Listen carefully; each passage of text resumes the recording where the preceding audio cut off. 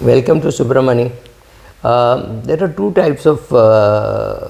two ways in which an IFA or an MFD can prospect, right? One is by not asking for any referrals. You say, okay, I have not asked for any referrals, but obviously my client knows that I need business. So that is one way of creating pressure on the client by saying he's never asked, but I know he's looking for business, so I should give him referrals.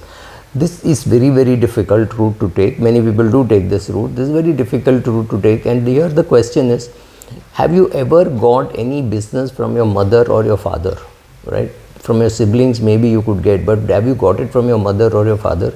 The answer is very unlikely that they have got any business from them, unless they are themselves business people. Then it's a different thing. But if your father was a government servant or employed even in the private sector, and your mother was a housewife, chances are they don't even know. If you're an MFD, they don't even know exactly what you do. They think, oh, kuch mutual fund bechta hai, insurance bechta hai. That's not what you do. What you're doing is helping families manage their money in such a way that tomorrow, if one of them is missing, if the main breadwinner is missing, the family is not down on the streets. So you're helping them with their money. So you could be helping them borrowing money, you could be helping them repaying loans, you could be helping them investing their money, right, to keep proper documentation. You're doing all this. So you're doing a lot of value addition which your parents may not even know that you're doing, simply because you have not thought it necessary to tell them that this is what you're doing. I'm not even getting into right or wrong, but try speaking to them, and then you may realize that they don't know what you're doing very clearly. So if you can make a 90-second, 1.5 minute pitch on what you're doing, or have some bylines. I have a byline which says, "We make smart people richer." So when you tell somebody, I make smart people richer, then they ask, what do you do? So I say, oh, I run a video channel, and I do a lot of lectures, and that's what I do. So it at least opens up the door. So similarly, try talking to people close to you and tell them you're open for business, right? So if every day people see these videos and somebody sends me a mail saying, will you manage this portfolio for me? And I have to say, I can send it to somebody else, but I will not do it for you. I'm not a RIA, I'm not registered with SEBI as a portfolio advisor or portfolio manager, but I can forward it to somebody, right? And you could be sitting in Chandigarh and your advisor could be sitting in Chennai, or you could be sitting in Chennai and your advisor could be sitting in Gurgaon, right? It doesn't really matter. So I ask people, do you want me to forward it? Many people say yes, some people say no, and some people say, no, I thought you would do it. I used to do it long ago. Right now, no, I'm not adding clients, I'm not doing anything like that, but I do a lot of lectures. I did a lecture for a big PSU based in Delhi yesterday, and I didn't do it physically, I did it online from Bombay, right? So, and I've done such work on retirement planning. I do a lot of lectures for PSU companies, large corporates, etc., because it's one of the best things that you can give your employees. So, that kind of a thing. So if your client does not even know that you are looking for business, there is no way how he is going to refer you to somebody. So best is to tell them stories about what you can do and what you have done. Let's say you meet an old classmate of yours, and you sit down, and he or she is talking, and you say, you know what, last week I met somebody whose husband had died 6 months ago, died of a cardiac arrest, and his accounts were pretty messy, right? I had to sit with his wife and clear up. He had 105 mutual funds, various combinations, some with nominee, some without nominee. He had given money to somebody about a big amount, and very little of that could be recovered. She's unable to recover it.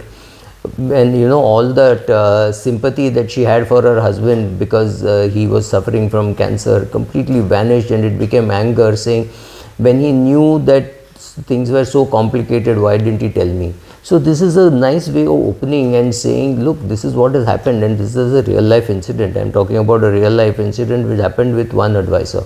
Similarly, whenever I do stories, I did one story on how you could make 1,000 crore portfolio for your kids, and make no mistake, 3 mutual fund advisors, 3 MFDs called me and said, could you talk to my clients about creating a 1,000 crore portfolio for their children or for their grandchildren, right?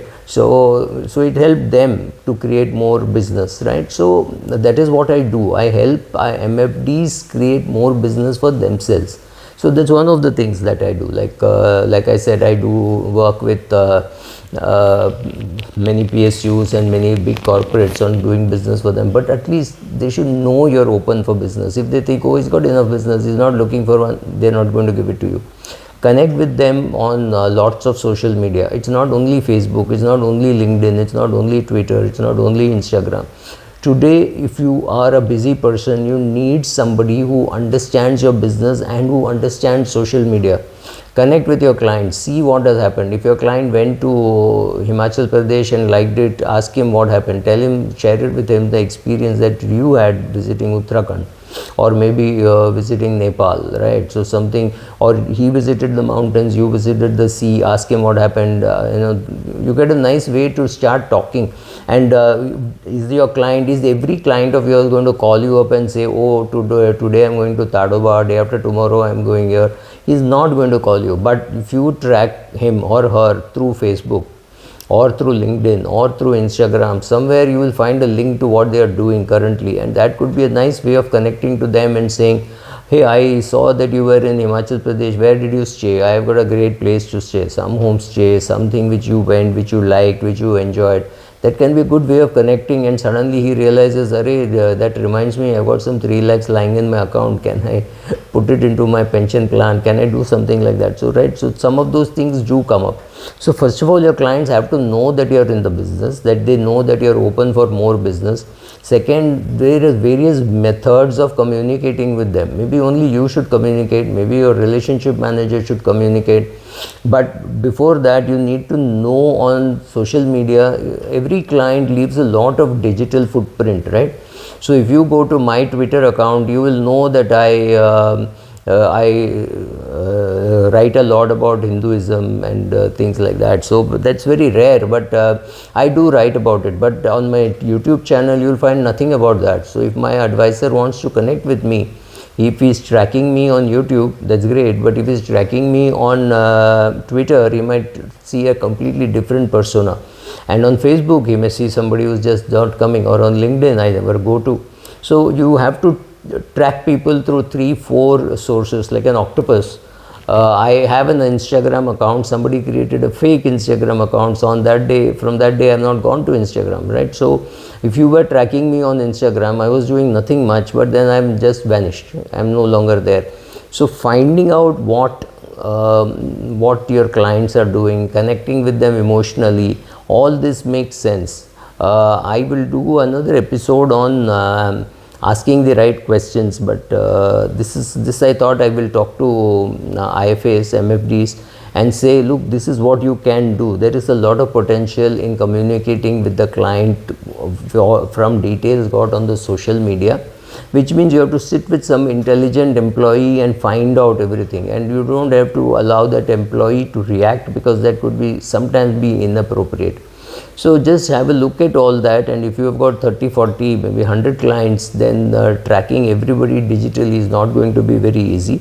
So I suggest you go to some agency or employ a new young person who knows all this and has an account in all these places, so that you can tell them that, okay, go and monitor these and give me a feedback. I will decide how to react. All that is possible, but asking for business is necessary, but you can ask for business only from a person who understands what business you do. It may not be your mother or father.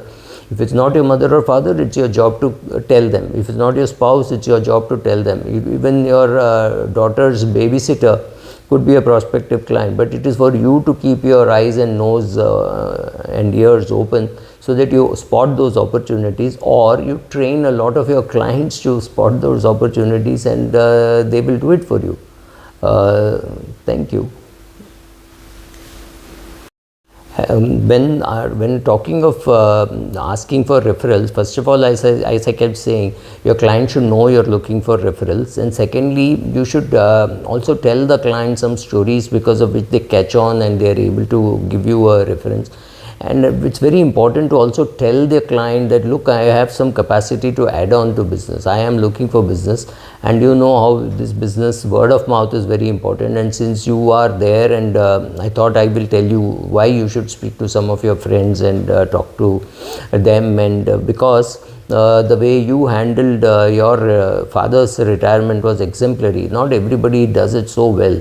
So if you can put me in touch with somebody your age, which means about 30, 35, who have a father who is retiring, my client would be you and your father, of course. So I am interested in meeting more people like you, simply because the way you handle volatility, the way you handled your father's money, and how well it has got invested, and how you listen to me, and how you read up and all that, that's very impressive. So if you can give me, I'm looking for clients like you. This is a very important message to go through, so that client does not think, I don't even know what kind of people is he looking for. Is he looking for a film star who can invest in crores, or he looking for a peon who wants a housing loan? I have no clue. So if you can explain it to your client, that would be far better and far more useful than just saying, when he asks, how is your business doing, you say, oh, it's doing great. That doesn't serve any great purpose, right?